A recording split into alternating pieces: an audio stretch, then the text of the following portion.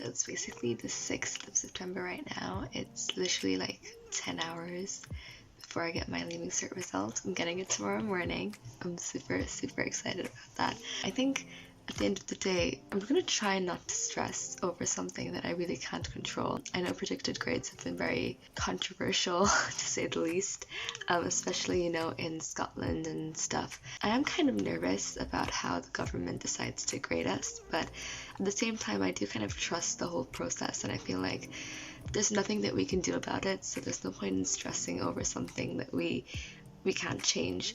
And I'm very excited to get our results because they've been postponed by like 3 weeks, you know? So yeah, I'm excited. I'm filming this just to gather my thoughts before tomorrow morning. Also, the reason I look like this and I'm talking like this is because it's almost 11 and I need to sleep. I've had a long day today, so yeah. Thanks for tuning in and good night.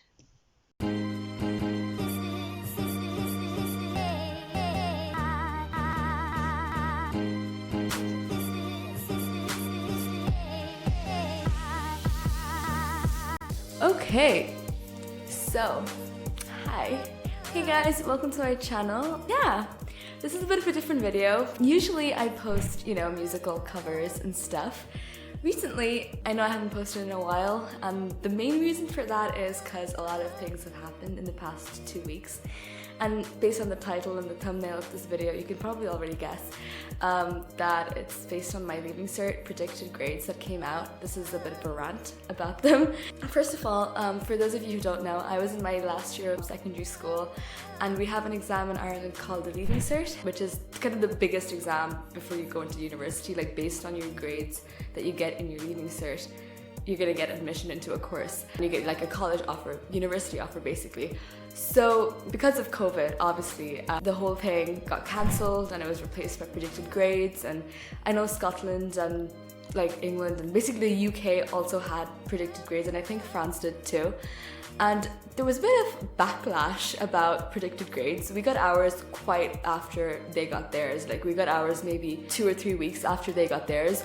So I was kind of worried. I was like, oh, I hope the Irish government doesn't do something that is gonna mess up the whole predicted grades thing, because they were kind of saying like, oh, they weren't unfair, students were downgraded, and then even the Irish government kept on saying stuff like, oh, we're gonna consider historical groups of your school and how well girls and boys have done and statistics and bell curve. And I was like, guys, can you not just take the average of the tests over the past 2 years? Like, I didn't get what was so hard about it. On Monday, the 7th of September, I got my Leaving Cert results. Now, in total, I got 565 points, which I am still happy about overall. I was just shocked that I got downgraded in my strongest subjects.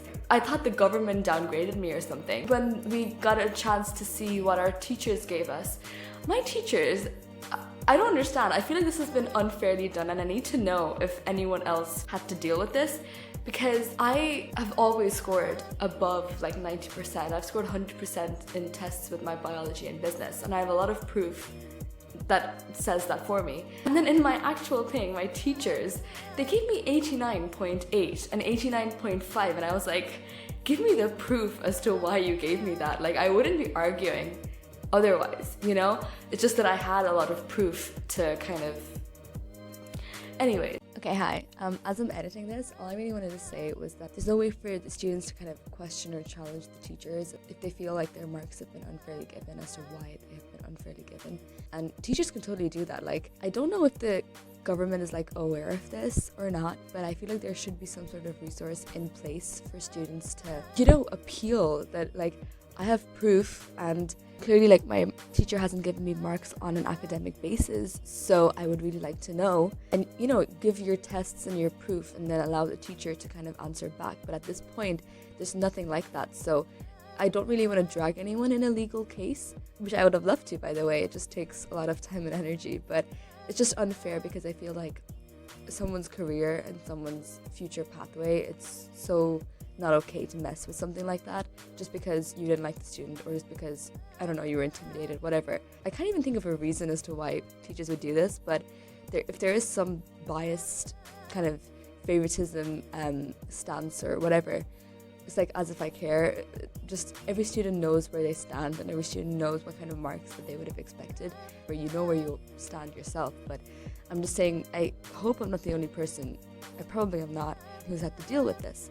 So this is kind of a petition and rant about how there really should be some sort of resource for schools to be challenged, not only the government. So yeah, that's me editing. Yay. I think when the results came out, the whole week went in a very overwhelmed manner, a lot of emotions. I mean, I'm happy for you if you got, 625 points. I'm happy if you feel like your grades were correctly given, but I've heard some pretty terrifying stories about people who, they got H1s throughout their 2 years, and then they got a H5 in the actual thing, and I was like, dude, that is like, it's not fair. That affects your college offers. Even this year, by the way, I just want to mention for people that the amount of points, so I'm going to convert this into percentage so it's easier to talk to. So I got roughly 92%, and the course that was my first preference got cut off at 95%.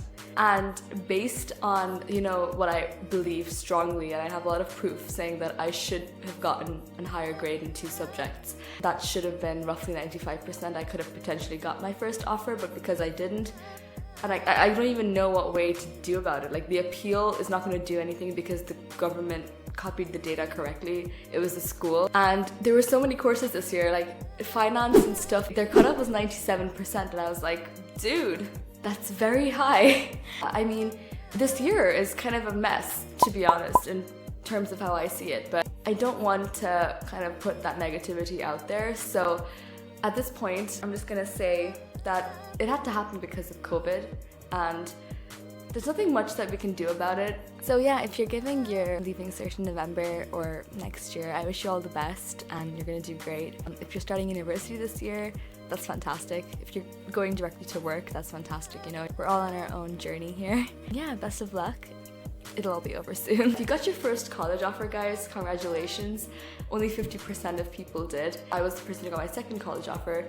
And to be honest, I'm not that sad about it. They're very similar, my first and second, so it would be different if it was completely different, but my first and second offer were quite close. And I'm still going to the university that I wanted to go to, so I'm pretty happy. Which is, by the way, why I'm in a different room, because we moved for university reasons. So that's starting officially next week, and tomorrow's orientation, so that is fun. Yeah, I mean, the thing is, I often feel that when things don't go to plan, it can be very easy to just go into this downward spiral, this downward slump, which I admittedly was in for almost a week and a half. I got very unmotivated to do anything. I felt kind of sad that I couldn't prove myself, and in a way, I feel like everything that's unplanned, it's part of life, COVID was the biggest plot twist for everyone, including students and people working and literally everyone, because no one predicted that, and it wasn't a part of anyone's ideal life plan.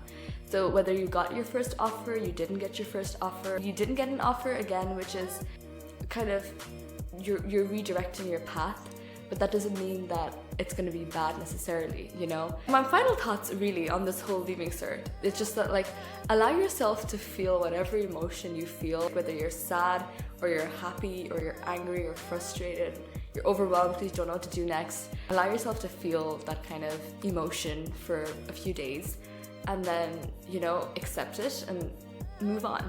I know it's easier said than done, but it's how I kind of got out of the whole frustration that I was in. I also wanted to make this video mainly because I'm kind of starting this whole new chapter of my life, transitioning into university now from secondary school, which is very different. And I really wanted to share my journey on YouTube, how much of it's online, how much of it's on campus. That's going to be on my channel now too.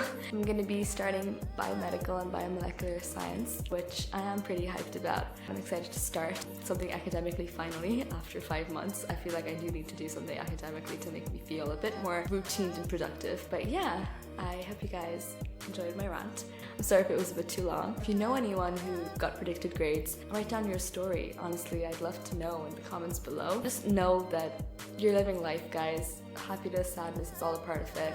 You will get there eventually, and you'll be very happy 5 to 10 years from now. So yeah, stay tuned. Subscribe for more university content soon. So that is that. Thanks for watching.